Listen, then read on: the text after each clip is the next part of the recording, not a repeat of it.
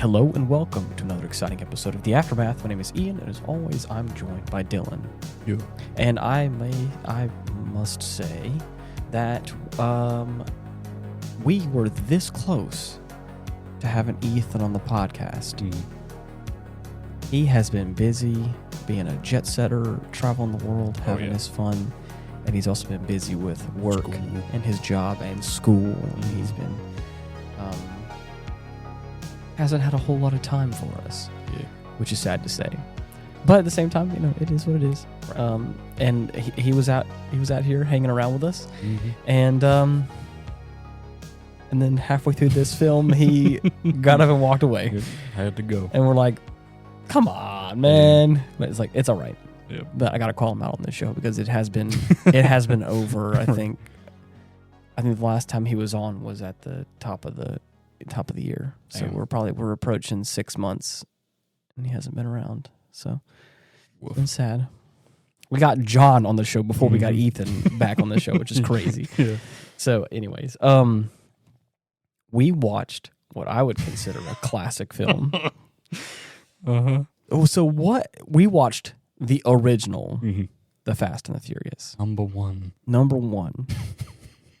Humble Beginnings. All right. What made you wanted to watch this in particular? Just cause. Okay. we were discussing a couple options, and I'm glad that we went with the option that we did. Yeah. Because we do, as we talked about with John on the previous episode, we do want to try and watch Blade Runner, and I feel like we have to rewatch that with Ethan. Yeah, and so that we have to postpone that for a while. Unfortunately, we discussed that one. What was the other one? Blade. I've never seen Blade before, and I was like, okay, you know what? I'm here for it. But but Dylan specifically settled on The Fast and the Furious. Oh yeah, the 2001 film. That started I think I can confidently say $1 billion franchise. At the very least, yeah. It's gotta be. I think so. And how many they've made. Oh man. I really forgot about this movie. I forgot about how much I enjoyed it. Yeah. It really brings me back. Maybe not this one in particular, but like once we start getting into like Tokyo Drift or like Too Fast, Too Furious, I think is whenever I was in that like age range. Yeah. Where, like I was in that perfect young boy demographic. Oh God. Yeah, Tokyo Drift was 2006. I was like a teenager back then. If I'm not mistaken, I don't know where it is, but yeah, Too Fast, Too Furious was 2003. Oh my God. And so I was but a wee boy. And so fast cars and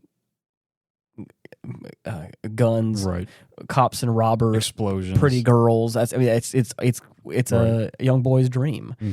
And and I tell you what, man, watching back at this, like there are some moments that are like, okay, that's straight up gratuitous. This is 2001. Yeah, I didn't give a fuck. But man, it's so nostalgic for me. Yeah, I watched this and I'm like, this is the franchise. This could be a period piece. This is a franchise that bookmarked a time in my life.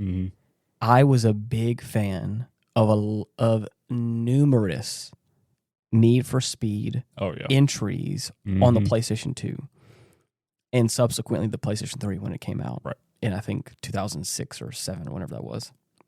The prime time. So as you can imagine, these movies, I wager that this movie and movies like it, I think really kickstarted that Need for Speed. Oh, for sure. Like early, if nothing else, like the customizable car. Right. That whole era. The crazy ass storylines. Oh my gosh. Yeah, the crazy, like I said. For a few of them. Oh my gosh. And it's like, I love it. I know it's probably, it's dated for sure.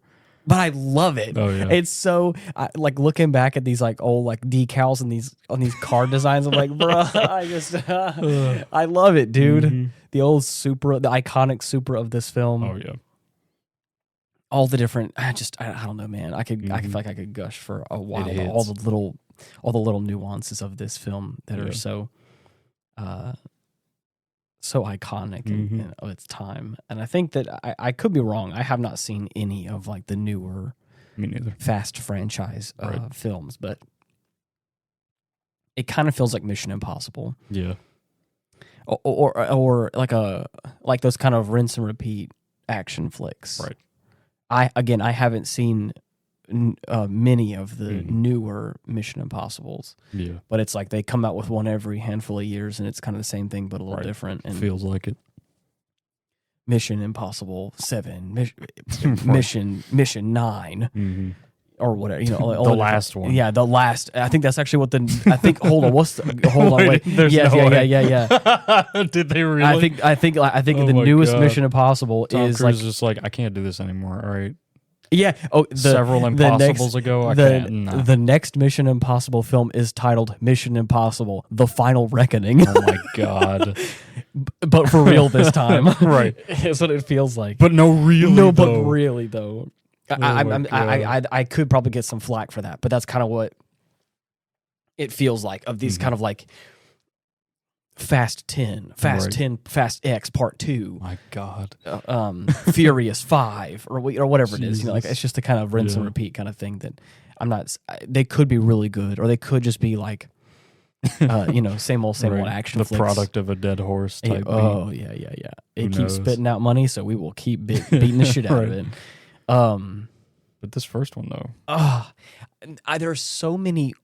I think so many wonderful things about this film. Mm-hmm. Yes, it's dated. Yes, it is not. It is an action flick, and it is Right. meant to not be taken super seriously. Mm-hmm. But like, there are some very I think very good parts about this film. Yeah. For one, I love the setup of the main character. Mm-hmm. I love the first race that we get. I love the fact that we're already establishing our merry band of misfits kind of Right. thing. But then to kind of jump ahead a little bit, the introduction that he is a police officer, Mm-hmm. our main character. Right. His name is Brian. Mm-hmm. Played by Paul Walker. Mm-hmm. Dude, it's like Mm-hmm. Mm-hmm. I love that reveal. Yeah. The fact that we already established this kind of I don't want to say criminal, but it is less than savory profession. A ne'er-do-well. Yeah. And then out of nowhere, while he's in the company car, he gets pulled over by an unmarked undercover police car. Mhm.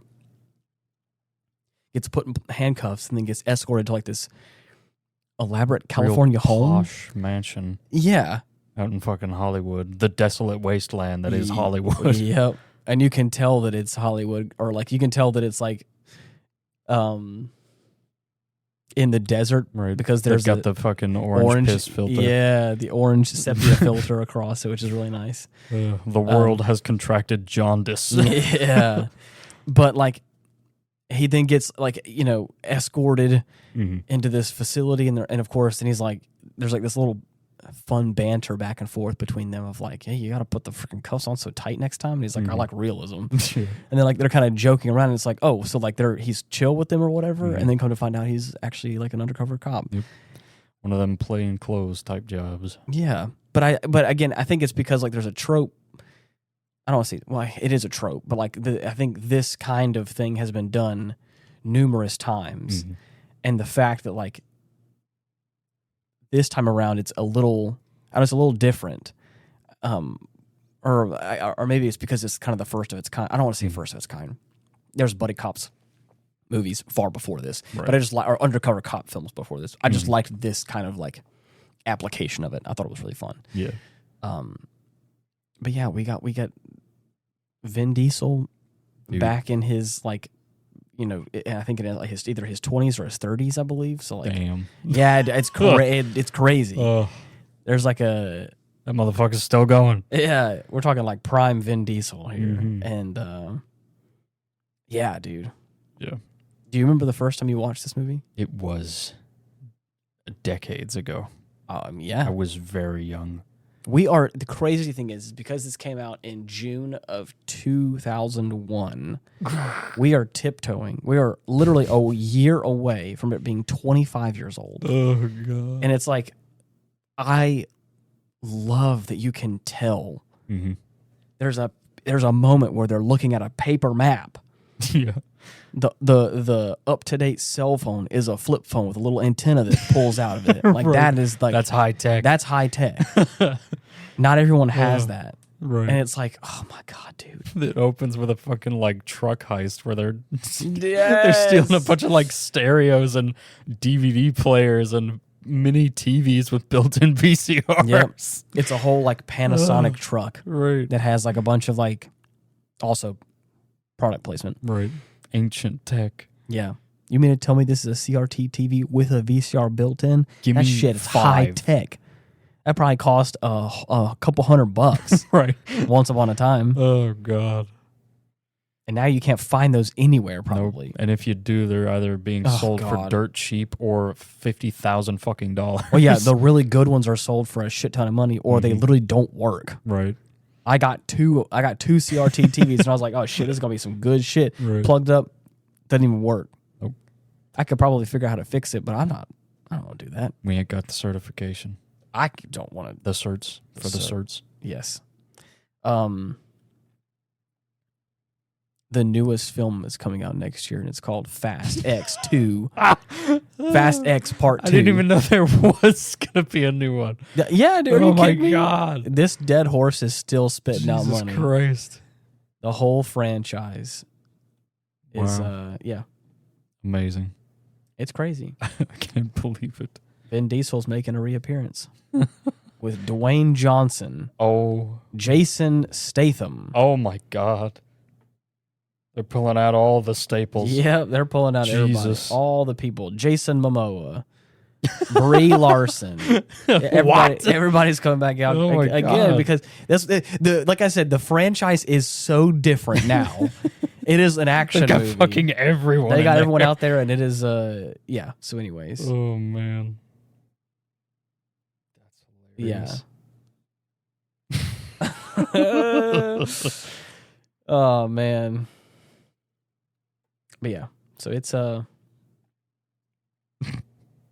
yeah, That's funny.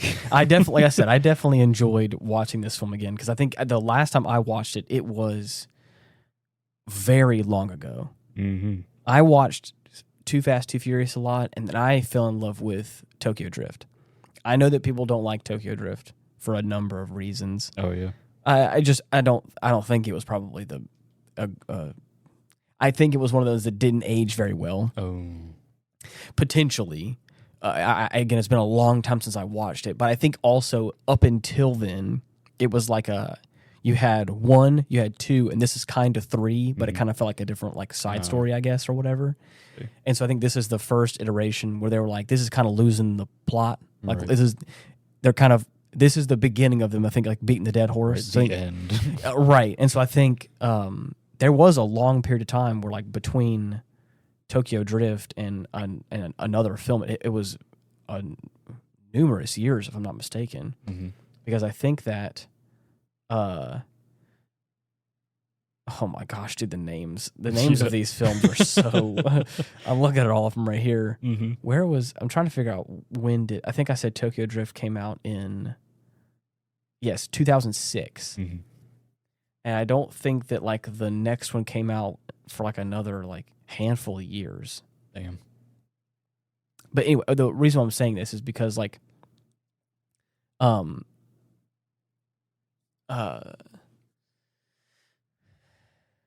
I think there are probably far worse ones now. Mhm. So probably when you look at comparatively speaking, yeah, right. You look at the more modern ones now, and I think what it's kind of like a like a prequel Star Wars scenario. Right. People love the original trilogy of Star Wars. People gave a shit ton of garbage to the prequels, and then the sequels came out, and they're like, you know what? Maybe they weren't so bad. In comparison, the sequels aren't actually that bad. Now that we have actual like trash fire Star Wars, like this is actually like comparatively not as good. Yes, probably. Perhaps I judged you too harshly. Exactly right. And so I think now I could be wrong, but I think that's the sentiment that I've heard. Is like there's a lot more fast franchise movies that are not as good. And then in comparison, you're like, you know what, maybe. But I could be wrong. Again, it's been a long time. But I watched that one a lot. Because again, that was, like I said, 2006 was like that prime. Like I was playing Need for Speed Most Wanted, Need for Speed Carbon, Need for Speed Underground 2. Like all the, I mean, the classics, the big ones. Oh yeah. Or whatever ones that were out by that time, you know, whatever. Bit of a burnout man myself. Yeah, burnout, dude. I was never a really big fan of the more like track racing games. Like had a bunch of friends that were big into Forza or Gran Turismo, and they were fun. But like I liked the kind of customize your car, being able to go wherever, do whatever. Yes, the free roaming, illegal nature of like, you know. Right. Dude, being a street racer. The original, the OG Need for Speed Hot Pursuit 2. Bruh. Oh, Dakota could tell you some shit about Hot Pursuit. Come on. Jesus We got to Christ. get Dakota back on the show. We got to watch something with him again. Oh, yeah. I don't know what. As soon as he's able to get his happy ass over here. Well, if at all possible. I'll find a day. Yes. So anyways,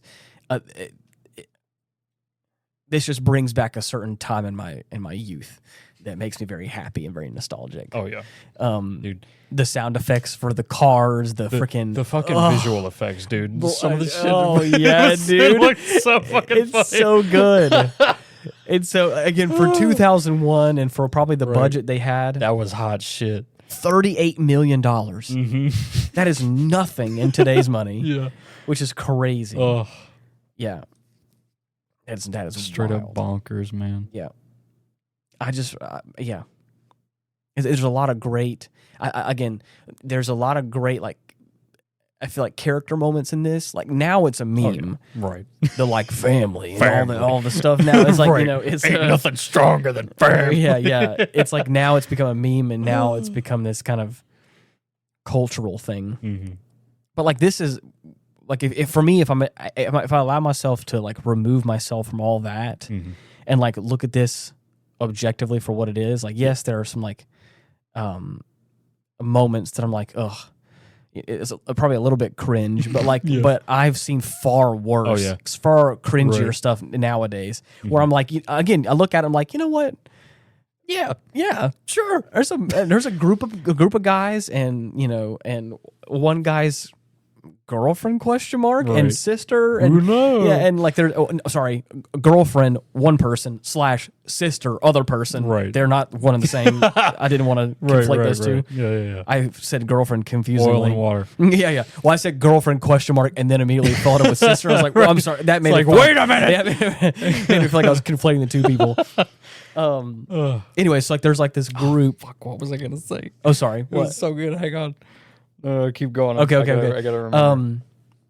I love there's a dynamic. Everyone kind of has their archetype, their niche in this kind of team aspect. And, you know, like I said, we have this new guy on the block, and he's obviously new for a number of reasons. So, like, the first act of this film is kind of setting up that, like, he's the new kid around and kind of stumbling into areas that he doesn't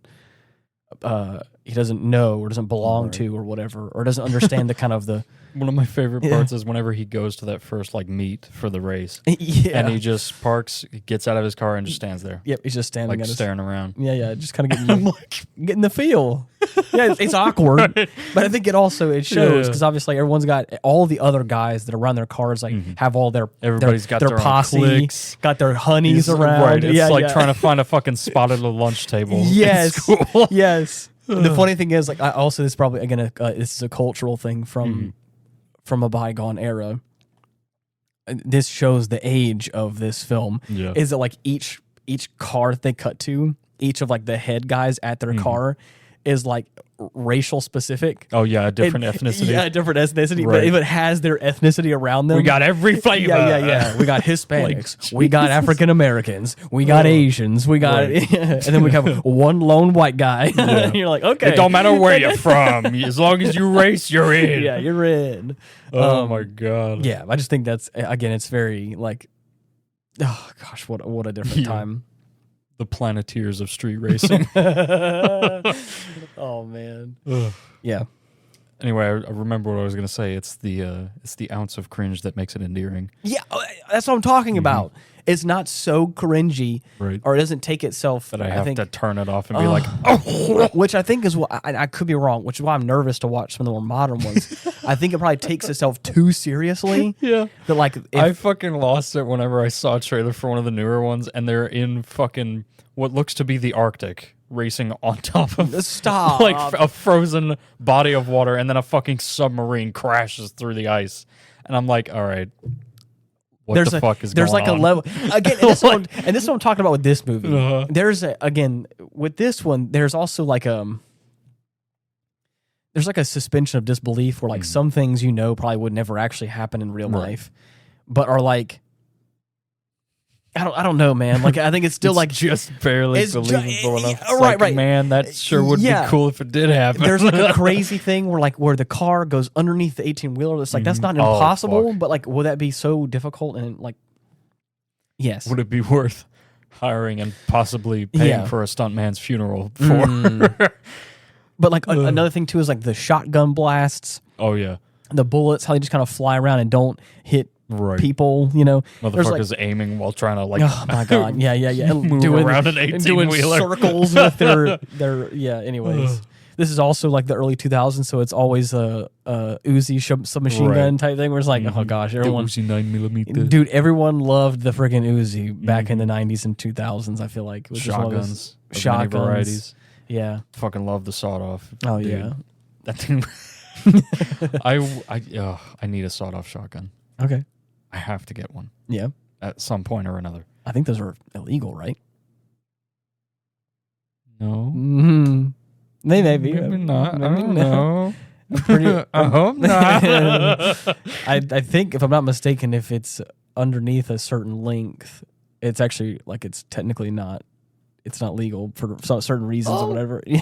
Okay. And then, what Dylan means to say is he wants to legally purchase a full-sized, full-length shotgun. Yes. Legally. Yes. And not with a stock. And not do any modifications to that. No saw involved. Yeah. No illegal modifications to my firearms. Right. So how about the cars? I want to get a P90 too. Yeah, there you go. That one's legal, I think. Yeah. I don't know.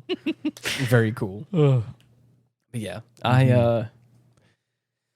like I said, the action in this and like a lot of the kind of dialogue, like I said, what little cringe they do have, again, it makes it endearing, and it doesn't make it so much so that I can't watch it or that I'm taken out of the film because I'm like just got that early 2000s charm. Oh my god, it's you just can't help but love it. Nothing is made like that anymore. I feel like everything is cringe on purpose, and it's like, oh gosh, like, just damn, please. Bro. I hate it. It's gross. But but I'm saying that because like you just said, driving on the ice and then a submachine a submarine comes submachine gun bursts from the ice.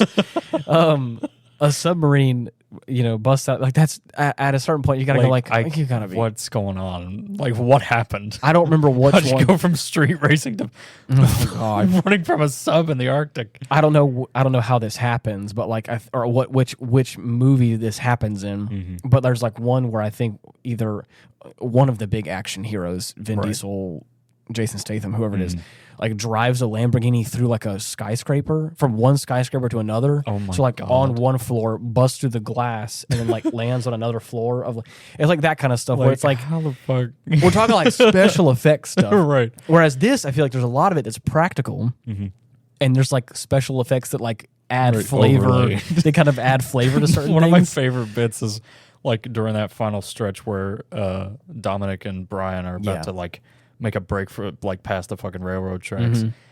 And as they get closer, they're like looking back and forth at each other. They're about to cross. And it fucking slows down. Yeah. We get after images. And it's like fucking like I see Dominic like slowly turn and look at Brian. And like, my immediate thought is, I'm about to die. This is Holy shit. We're gonna crash. Holy shit. In slow motion.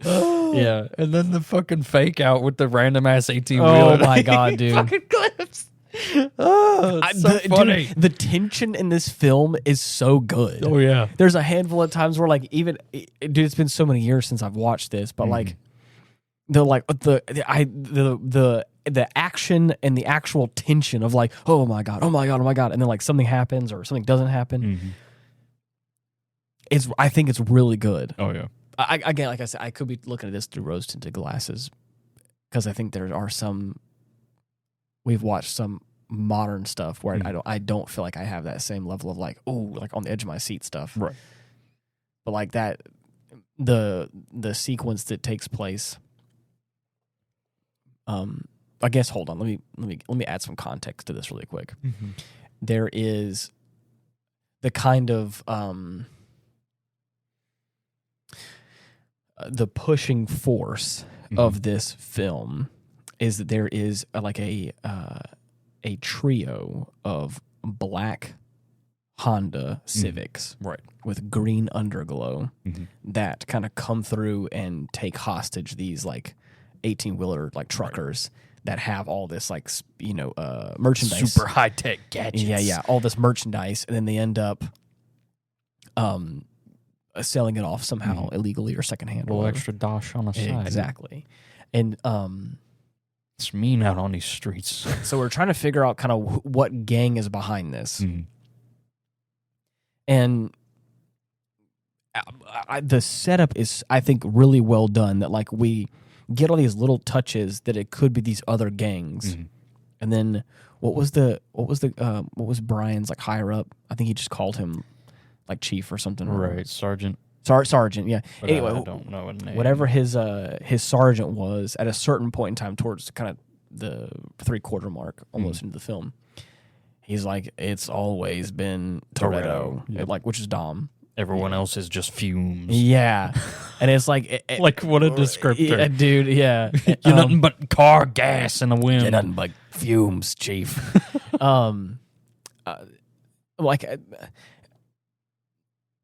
Because I think we're feeling, as an audience, we're feeling the same thing that Brian's feeling. Our main character, he's like, he's gotten in good with them, right? And he can. He's a member of the fam, right? The fam. And for a moment, you really feel like Dom is like, he's not that guy, because not only do we not think that, because there hasn't really been any like evidence that shows that. He seems too nice for being a street racer. Yes, but Brian, on the other hand, says it himself too. He's like, he doesn't want to. He swears he's not going to go back to jail. Like that, he ain't the guy. No. And of course, his sergeant is like, he's the guy. He's always been the guy. Ain't nobody else. And so like that's like a very interesting like pivot of like, oh shit, like okay, we're dealing with like some real. Our family is dealing with some crime shit now. That like, okay, maybe it isn't all sunshine and rainbows. Yeah, it's like finding out a family member's like in the mob or some shit. But like, all right, I'm just gonna keep quiet and that's just, right. They're dead now. Yeah. No involvement. I saw nothing. They reached out to us. Did I ever tell you about that? No. I've talked about this before, right? Maybe. I don't know. Oh my god. Okay. I don't know. To be honest, I don't think I know what you're referencing, so probably not. I had to have mentioned this before, but is this something you should say publicly on the podcast? I mean, yeah, who's gonna fucking care? I don't know. Toasty ain't gonna tell nobody. Way to call him out. What? We can trust you. Toasty, we can trust you, right? I don't.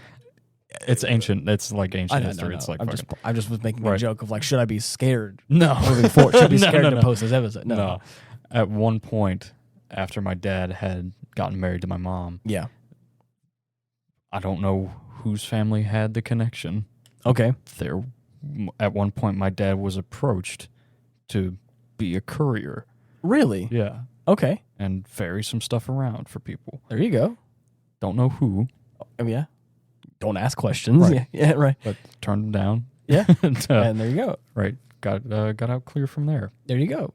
So that's all I fucking know. That's probably all you should know. Right. That's for your own just safety. Mentioned in passing. I was like, what the fuck do you mean? Yeah. So, that's crazy. Yeah. So what a crazy life, man. right. It's insane. Like that. Your dad also, I think, he's that guy. He's done so much shit. It's like he's a great guy. But he has stories that no one served knows. in the Navy. Yeah. So I won't. He was a submariner. Yeah. Torpedo man first class. I won't say on what sub. Right. Yeah. Or where. Right. But still, he's a guy who has lived a life and has got stories. Told me how he had to get his wisdom teeth pulled on the sub. Those motherfuckers held him down on a fucking chair and they yanked those fuckers out. Oh yeah, it was awful. He's a man's man, dude. Right. Whether he wanted it or not. Nah, yeah, dude. Oh man. Wow, holy shit. Yeah. So yeah. It's a nice little tale he'll regale every so often if I ask him about it. That's fun. Mm-hmm. Anyway, Fast and the Furious. Yeah. So, anyways, like I said, there's this kind of the main plot that's pushing us along is our now undercover cop Brian is trying to figure out who this like trio of masked retail thieves are. The robbers. In Honda Civic. Yeah. And I'm like, dude, I know. Oh gosh, how cool is it? Yeah. How cool is it to run 3 cars deep? Mm-hmm. Like all matching cars. Oh yeah. There was a point in time where my dad and I we did a lot of car maintenance on this certain brand of like trucks, and my dad did like a lot of mechanic work and like his his after hour stuff. So like it was a hobby that he then kind of turned into a side project, making a bunch of money, or whatever. So he worked like with some I don't want to say scrap shops, but like they're like kind of junkyard kind of things where people can just like donate cars that are not worth a whole lot. And a bunch of other stuff like that. So anyways, he had connections and knew people and was able to get his hands like a handful like really nice trucks that like some of them were not nice. Right. That we used for parts. They were mean. Yeah, they were very, very mean. So there were like nicer, prettier trucks that weren't as beat up, and we'd take the parts off the ugly, like busted up ones. Yeah, and then we put them on to like anyway. So like we would fix up these cars, and there was a point in time where like we had like 2 matching trucks, and I was like, damn. It was really nice to like you drive like 2 cars deep, right? Even if it's nothing, we're not doing anything crazy, right. But it's like there's a certain air about it. Yes, we're in matching like vehicles.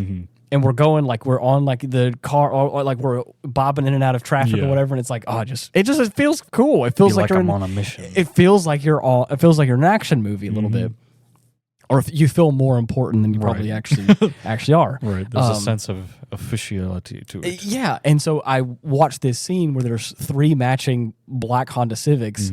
With this kind of green underglow, and they're like zipping in and out, and they're like, they're pinning these trucks in, like the Disney Pixar Cars film, where the cars pin in the 18-wheeler. It's something like that, but it's like all these matching cars, and they're all like, like bobbing in. I'm like, come on, man, you can't tell me that doesn't look fun. I remember the first time I saw one of them get out from the sunroof with a fucking harpoon gun. I didn't know what it was. I was like, what the fuck is that? Yeah. And then I see them fire it like at the truck, and they just yank the fucking windshield off.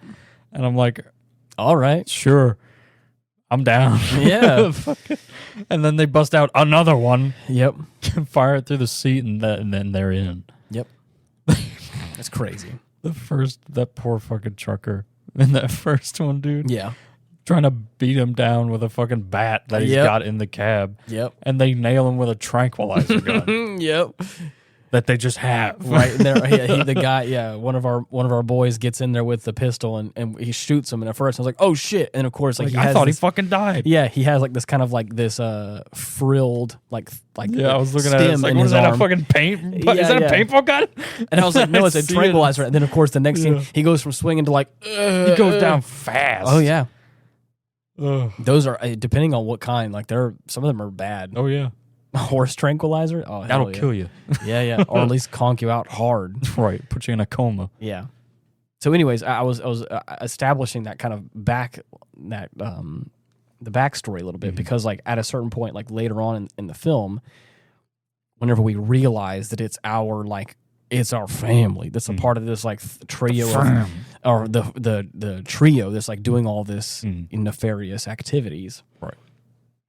That whole scene where like we've already had the establishment of like the undercover police officers are saying like the truckers are not gonna like they're arming themselves like it's getting bad enough now. We're like so there's already like the breadcrumb trail of like whenever this is happening, we're we already are I think a little bit privy to the idea of like oh shit like we're this could end badly and then sure enough this trucker had a shotgun.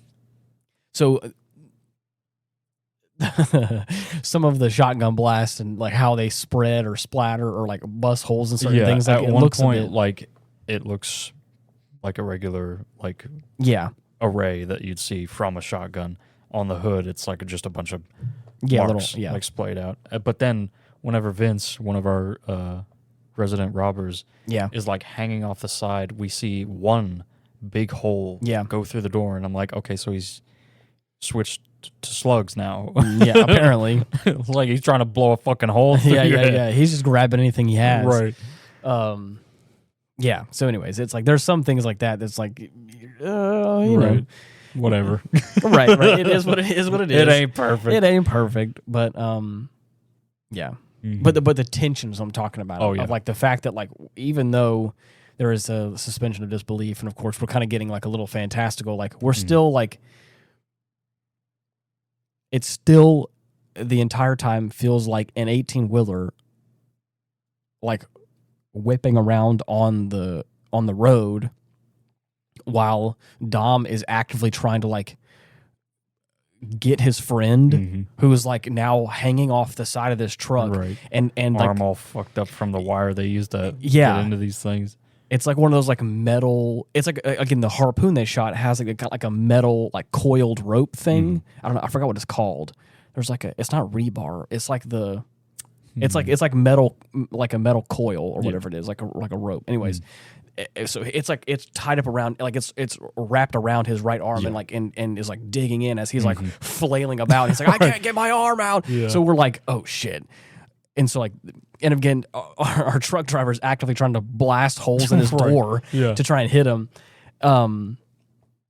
Anyways, and so, like, it's just this whole, it's very tense and and it feels very real. And, like, I don't think there's any special effects, or if there is, they did such a great job with it that it's, I don't know.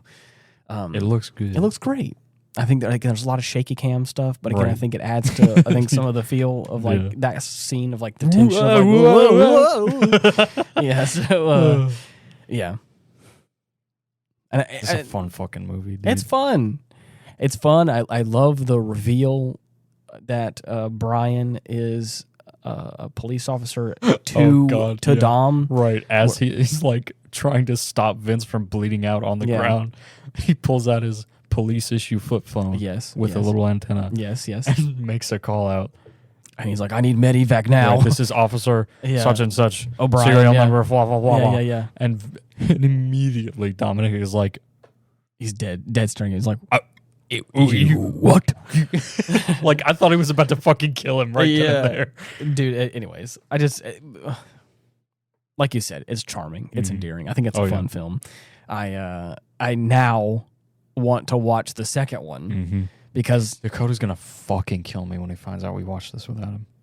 I just realized. Come on. Oh well, we gotta invite him. We have to invite him for the second one. Then we do. Oh shit! I didn't even think about that. That's okay, motherfucker. We'll get his take on the first one. We'll tell him to do homework to watch the first one, and then we'll watch the second one together. Yeah.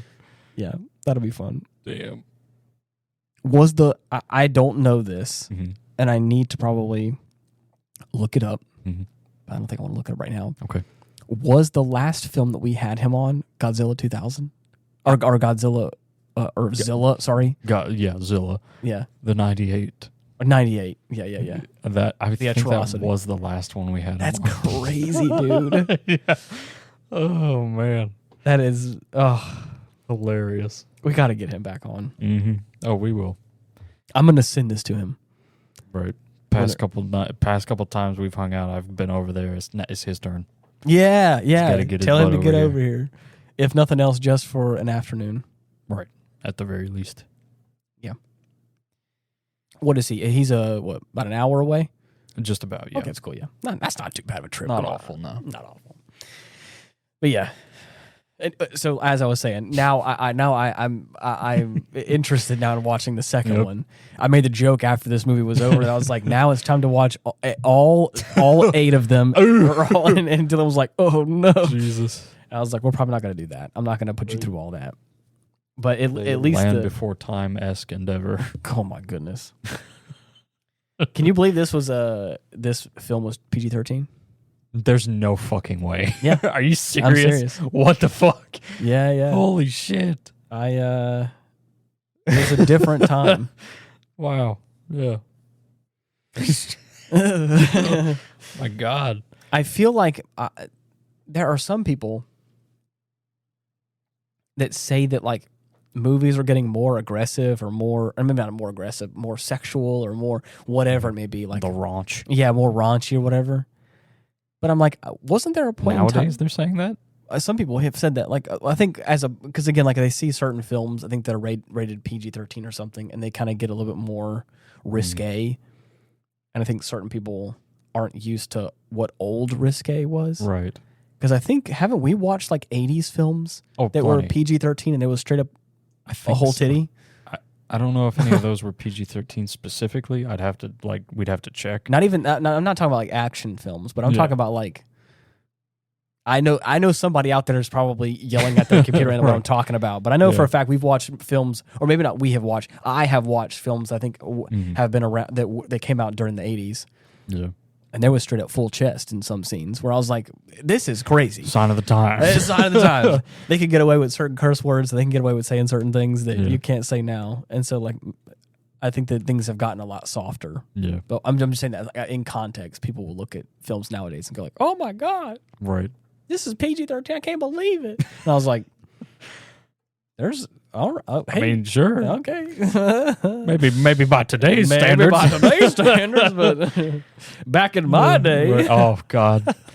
I don't want to be a back in my day. Dude, it's already happening. Fuck. This film is 25 years old. I'm 24 years old, and I'm watching this film going, why can't we go back? We got Limp Bizkit. Keep rolling. What? At a certain point, I'm like, come on, man.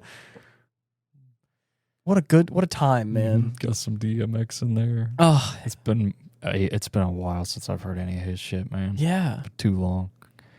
I was like, man, there are certain films. Yeah. There are certain films, I think, in this too. I think we talked about it. We did an episode on the original Michael Bay Transformer, right? Yes, we did.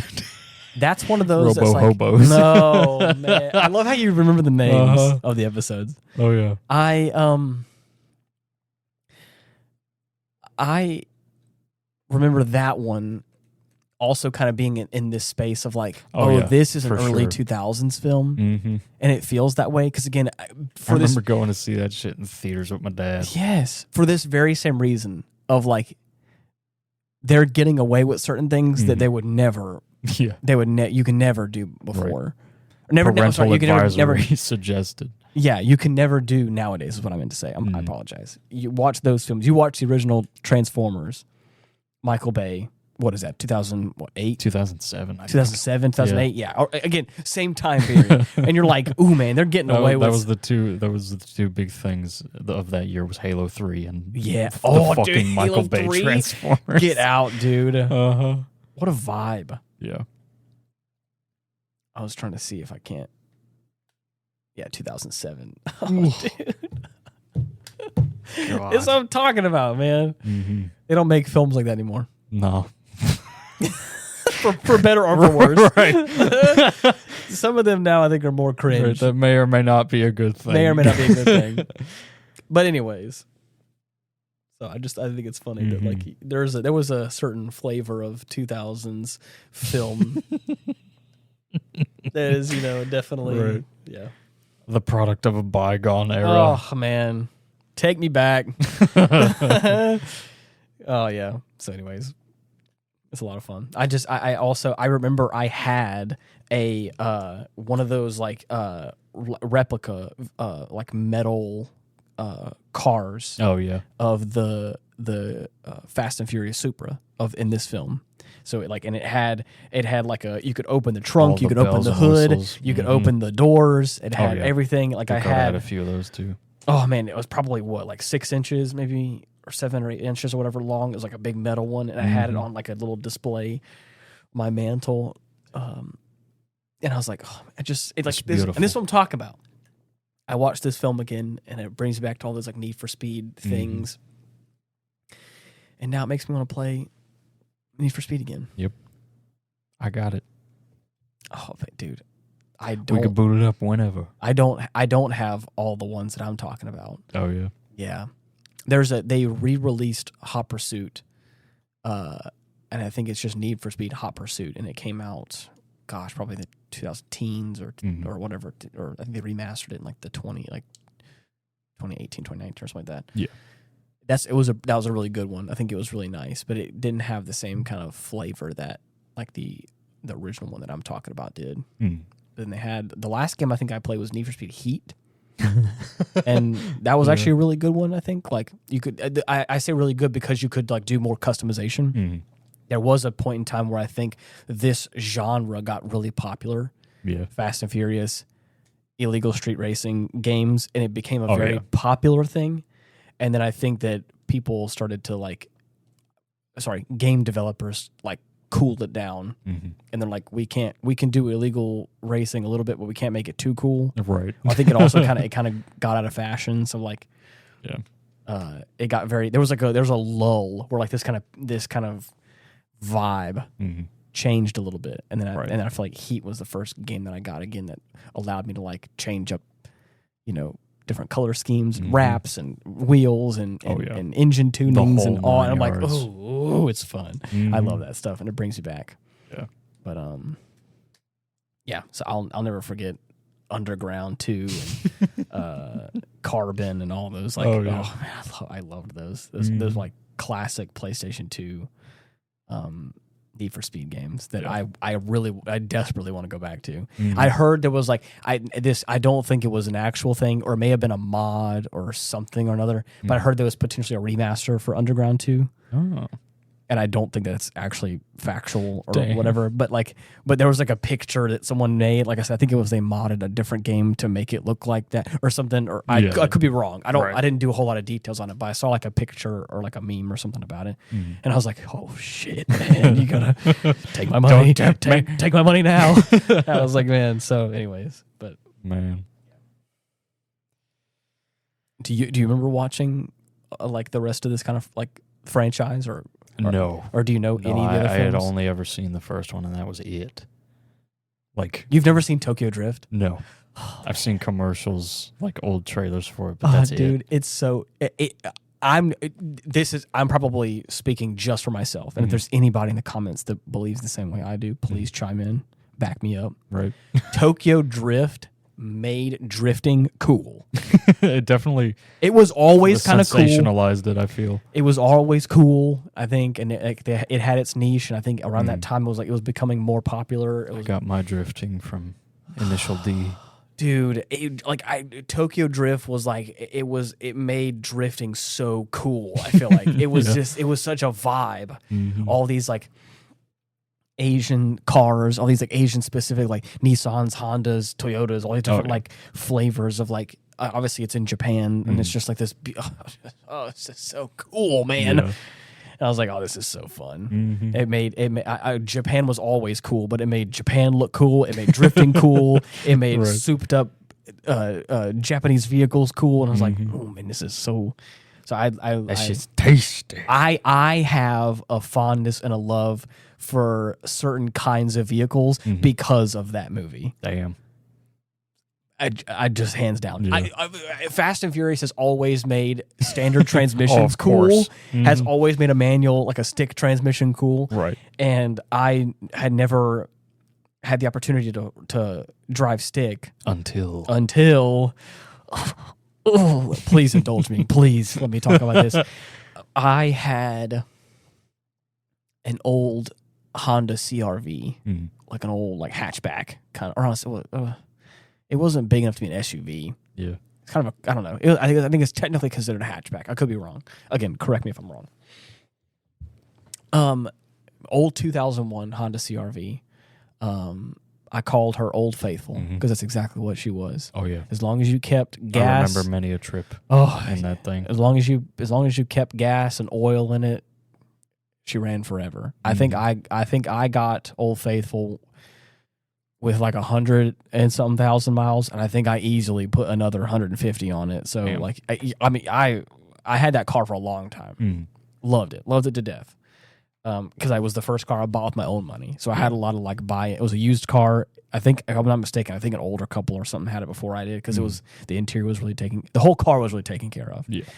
So, anyways, I say that because of the first time I had a big boy job and had some real money coming in, and I think I moved back from Canada, or I'm sorry, no, this is before I moved to Canada.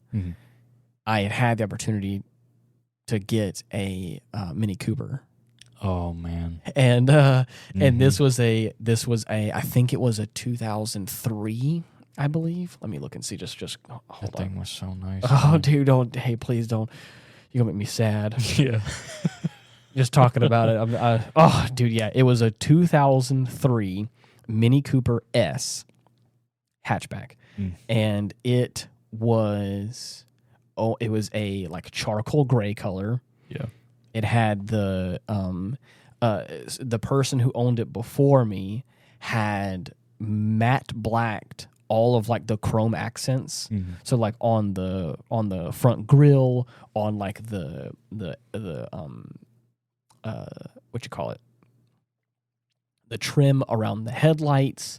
The wheels were matte black. The roof he matte blacked. So all the accents were all matte black. Yeah. And of course the main body was this kind of dark, kind of gray color, dark charcoal gray color.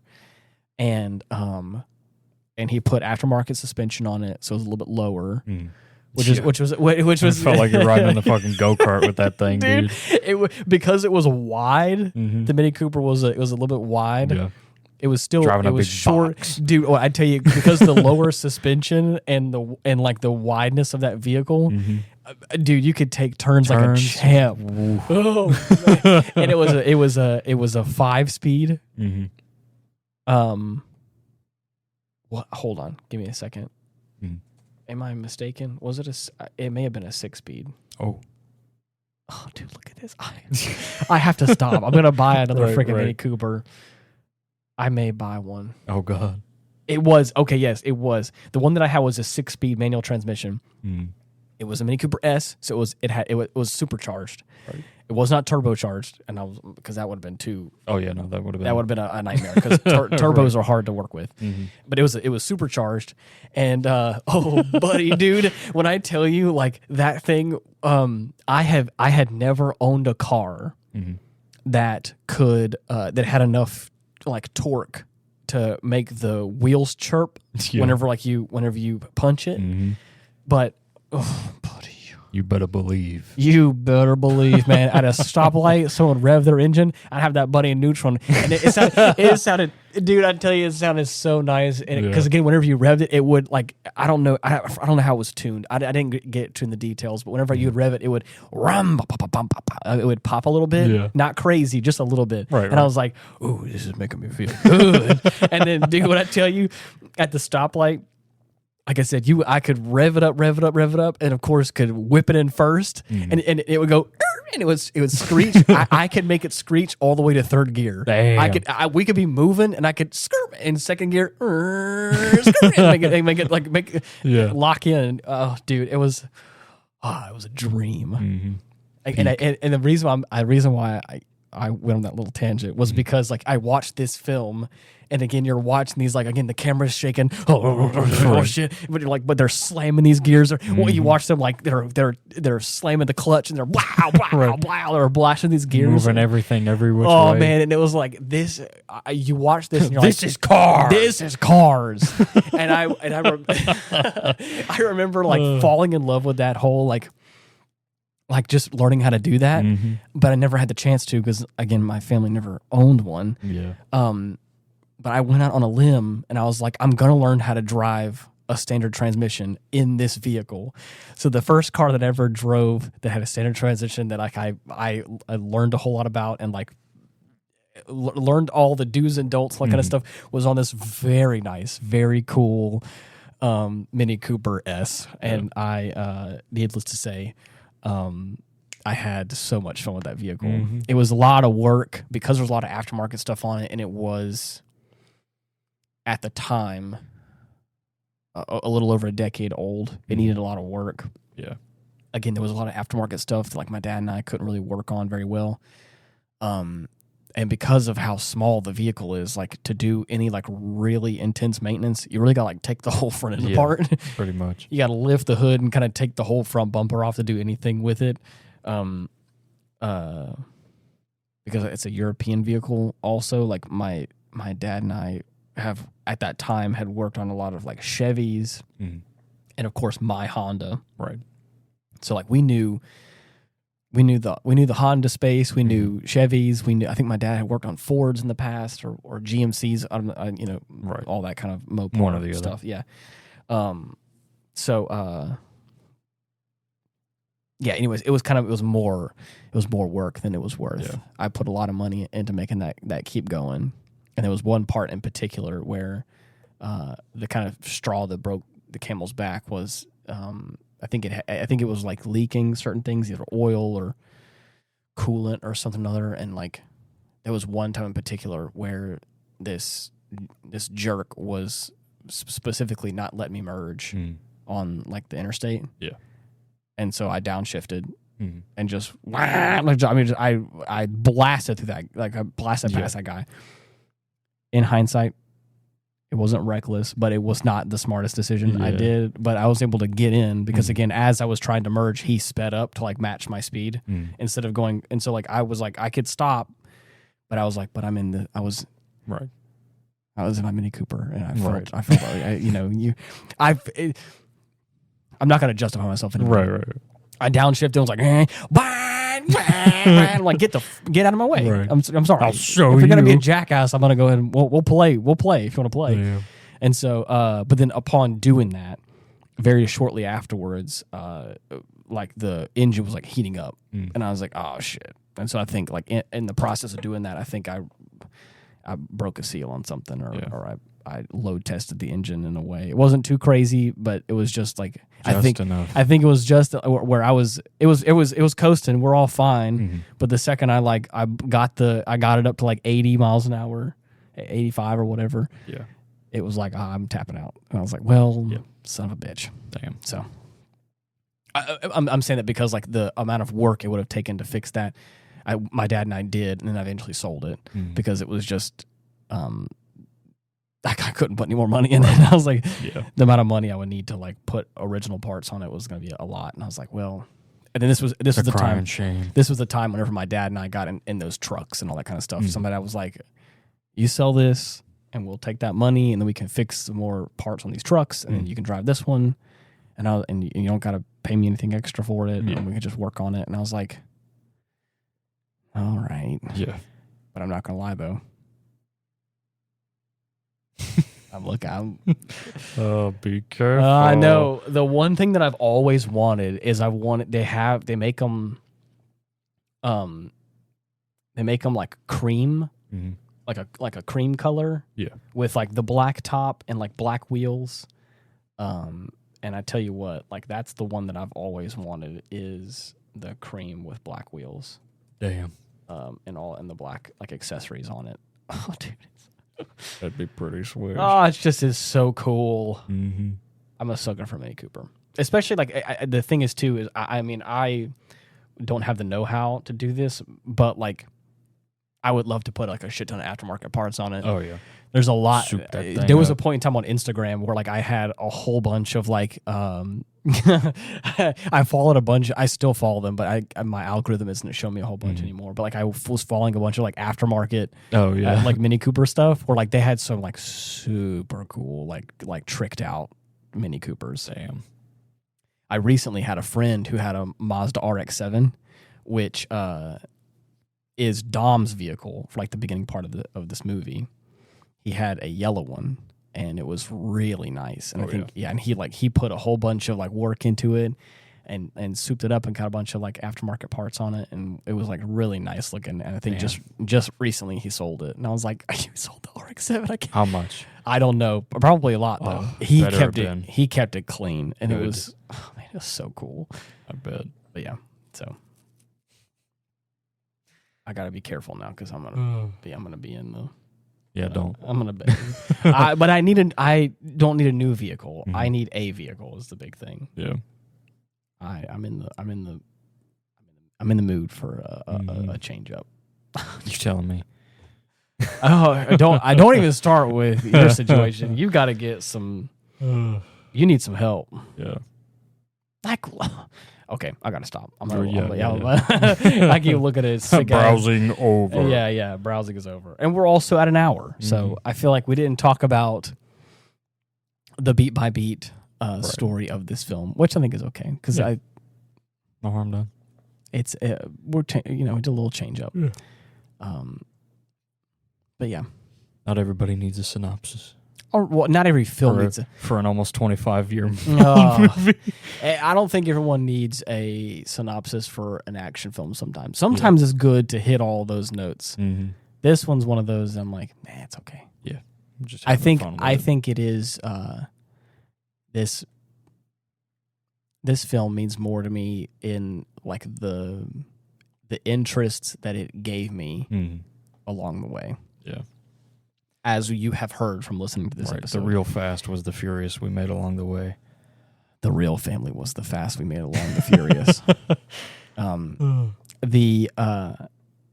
The real aspect of this comes into like the fact that it got me interested in all these like racing games. Yeah.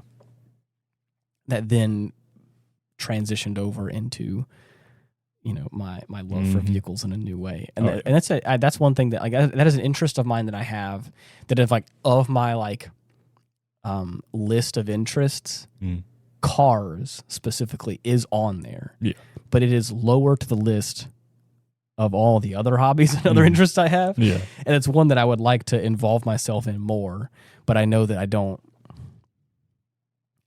think I want to make cars my hobby. But I do really like cars. Yeah. I've gone to a couple of car meets and I've like sat there and talked the talk and been like, dude. I can't walk the walk. Crazy. I can't walk the walk and I don't have anything to show for it. I'll park my vehicle like way off far in the distance and I'll walk. Ain't nobody want to see what I got. You don't want to see my beat up truck. Right. But I walk over there and I'll talk the talk with all the best of them. Yeah. So. What is your opinion of cars? What is your favorite car? Dude, what is your I got a dream car. Yeah. And I believe it would be a 1985 Shelby Cobra. Oh shit! Hell yeah! I need me one of them things. There was again in 2003 to 2006 or whatever. Mine was the Nissan 350Z. Every racing game had the Nissan 350Z on there, and it is like I feel like the quintessential 2-door coupe like Nissan vehicle. And I wanted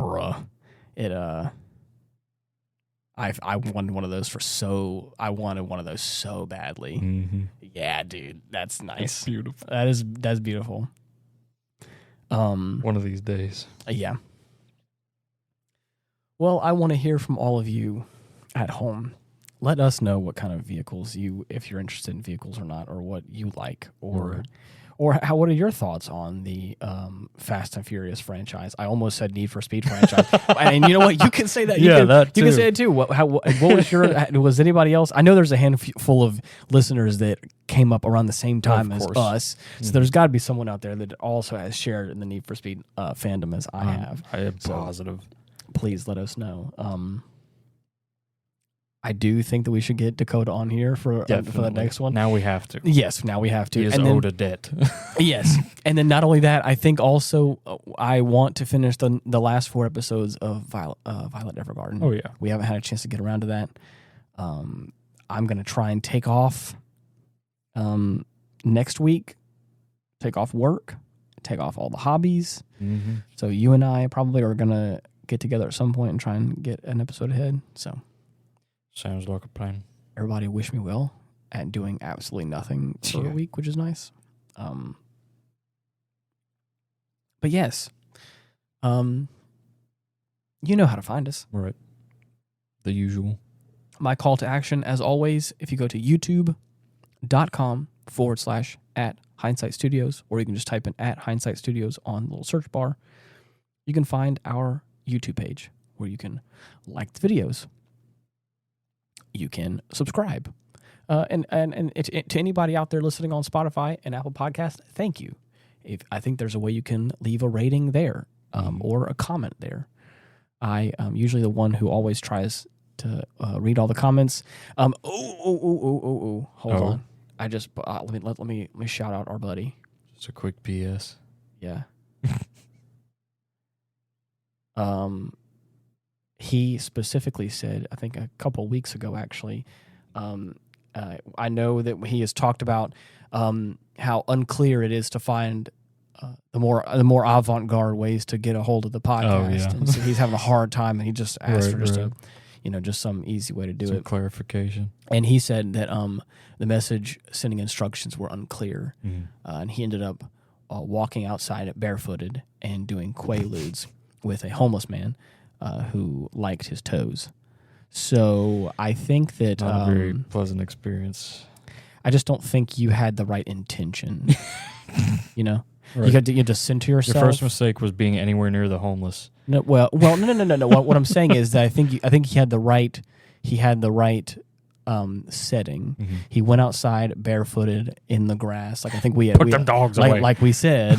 But I think what he did instead of his intention being to get the podcast and to and funnel us in that way, he somehow summoned a homeless man, and then that's how that whole thing happened. So just know that you probably weren't attuned correctly. I'm not saying it's a you thing. It's your fault. No, I'm not saying it's a you thing, but just know that if things don't happen the way they're supposed to, it's probably because you didn't have the right. You just didn't believe hard enough. It's like FM radio. You have to kind of tune it in just right, and if it's off, you're going to get 2 different radio frequencies at the same time. So.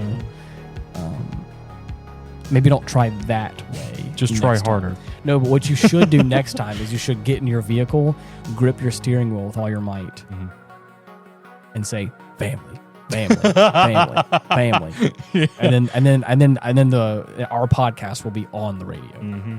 So yeah, that's one way. Simple as. But until next week, thank you so much for listening. See you. Bye bye.